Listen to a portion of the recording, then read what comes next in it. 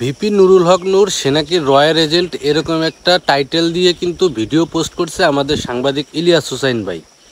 তো এই বিষয়ে তার যে মতামত বা তার যে ধারণা, সে বলতেছে যে এই তরুণ কিছু সাংবাদিক আছে, তরুণ কিছু উদীয়মান রাজনৈতিক ব্যক্তিত্ব আছে যারা এই রকে বাংলাদেশে র বলতে কিছু নাই এরকম একটা কথা প্রচলিত করার চেষ্টা করতেছে, যেটা বাংলাদেশের জন্য একটা দুঃসংবাদ বলা যায়।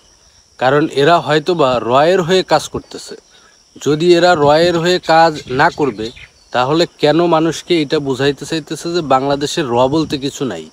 বিগত দিনগুলোতে আমরা ভারতের বিপক্ষে ছিলাম, ইনশাল্লাহ থাকবো। তো আমরা ভারতের পক্ষে কখনোই যেতে চাই না বা যাই না। আর র যে আছে এটা বিগত দিনগুলোতেও প্রমাণিত। তো রয়ের বিরুদ্ধে আমরা আসি, রয়ের বিরুদ্ধেই থাকবো। তরুণ রাজনীতিবিদ হোক আর ওই যে যারা মনে করেন যে দেখা গেল যে আওয়ামী লীগ স্বৈরাচারের বিরুদ্ধে ছিল তারা হোক, এদের কোনো ছাড় হবে না। তাতে ভিপি নুরুল হক নূর হোক আর বাংলাদেশের রাজনৈতিক ব্যক্তিত্বের যে কোনো পর্যায়ের বড় ধরনের কোনো রাজনৈতিক ব্যক্তিত্ব হোক, এগুলো আসলে ছাড় দেওয়া হবে না ইনশাআল্লাহ।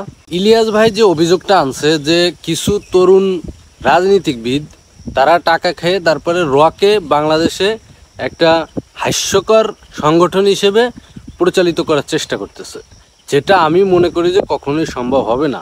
সাংবাদিক ইলিয়াস ভাই বিগত দিনগুলোতে সুন্দরভাবে আমাদেরকে বুঝিয়েছেন এবং সত্য উদ্ঘাটন করেছেন।